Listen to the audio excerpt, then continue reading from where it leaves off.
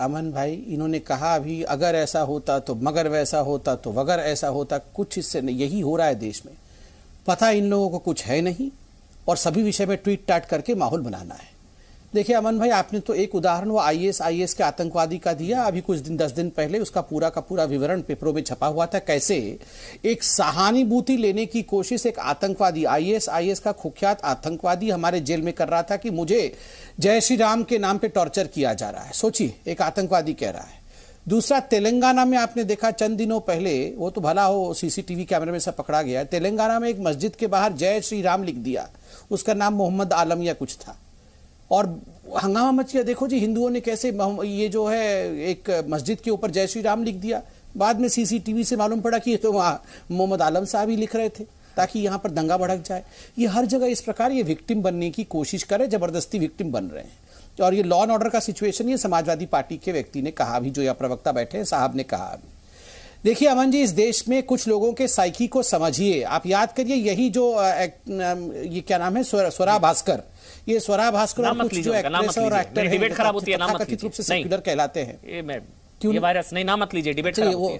वो जो भी है वो हाँ, तो वो आप ये याद करिए, जब जम्मू कश्मीर में एक मंदिर में रेप नहीं हुआ था, फिर भी इन लोगों ने देवी स्थान करके किस प्रकार से हिंदू धर्म को अपमानित किया। मगर अभी 10 दिन पहले मस्जिद के अंदर एक मौलाना ने रेप किया तो इनकी मुंह तक नहीं खुली, कोई प्लाकार्ड तो दूर की बात है, एक ट्वीट तक नहीं हुआ।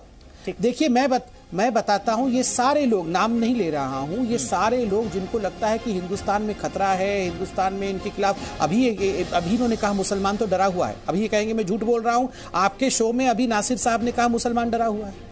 यही वो लोग हैं जब अमेरिका जाते हैं, अमेरिका के एयरपोर्ट में उनको कहते हैं कपड़े उतार के वहां बैठ जा, जाके कोने में भी 1 घंटे के लिए कपड़े उतार के नंगे होके बैठ जा, चुपचाप नंगे होके बैठ जाते हैं, एक आवाज नहीं निकालते हैं वहां पर अमेरिका में जाके। बार-बार कहता और इंडिया में आके अरे मोदी तो ऐसा है, मोदी तो वैसा।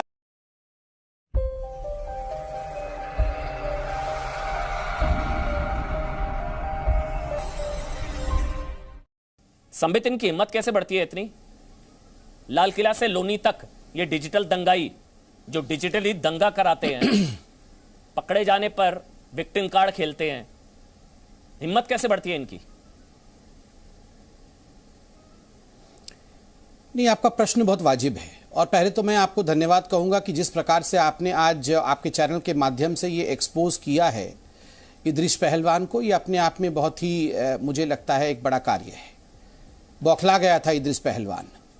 आपका जो प्रश्न है कि इनकी हिम्मत कैसे बढ़ती है, देखिए अमन भाई, 70 वर्षों से हिंदुस्तान में सेक्युलरिज्म के नाम पे हमने इसी प्रकार के दंगाइयों की हिम्मत को बढ़ाने का काम किया है। हर क्षण में धर्म पे हमने बांटा है, और कहीं ना कहीं एक विक्टिम कार्ड, हमेशा एक विक्टिम कार्ड पकड़ करके व्यक्ति खड़ा रहता है धर्म के नाम पर कि देखो मैं तो मुस्लिम हूं इसलिए मेरे पास विक्टिम कार्ड है, और ये विक्टिम कार्ड उसको कहीं भी एंट्री दे सकता है। मैं आज आपके चैनल में बता रहा हूं, थोड़े दिन बाद आप इसी इदरीश पहलवान को देखिएगा, विक्टिम कार्ड पकड़ करके बड़े बड़े नेता इसके घर जा रहे होंगे। देखिए 70 साल से कंपटीशन चल रहा था, वर्ल्ड कप चल रहा था कि आखिर इस सेक्युलरिज्म में फर्स्ट कौन होगा, और सेक्युलरिज्म का डेफिनेशन, परिभाषा क्या होती है?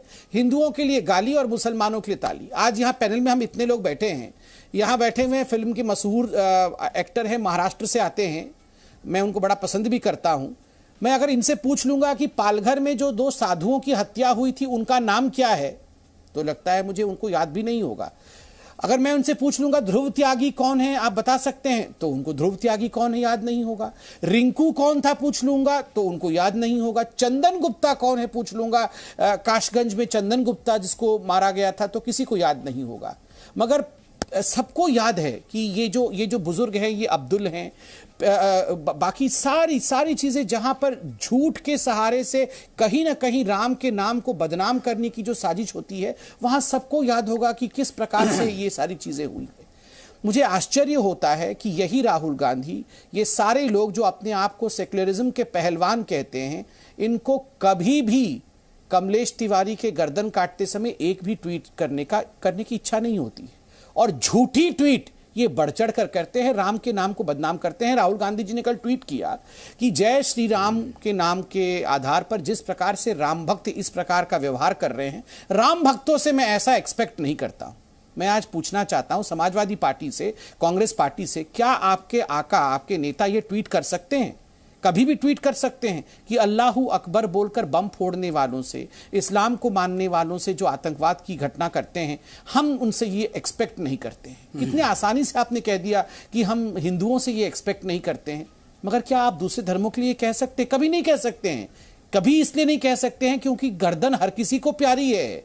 ये वो लोग हैं, जब शार्ले हेब्डो होता है फ्रांस में और इनमें से आधे लोग खड़े होकर उन आतंकवादियों का समर्थन करते हैं, और जो अपने आप को एलीट मानते हैं और डायरेक्टली समर्थन नहीं कर सकते हैं, वो व्हाट इफ दैट डूट करके अंग्रेजी में थोड़ा बहुत दाएं बाएं करके फिर भी समर्थन कर देते हैं। इस केस में ये हिंदुस्तान की आज असलियत है। तो दोस्तों, अगर आपने वीडियो यहाँ तक देखी है तो वीडियो जरूर थोड़ी बहुत आपको अच्छी लगी होगी, इसलिए वीडियो को लाइक कर दीजिए, शेयर कर दीजिए, और ऐसे ही वीडियो अगर आप और देखना चाहते हैं तो मेरे चैनल को सब्सक्राइब कर दीजिए। धन्यवाद।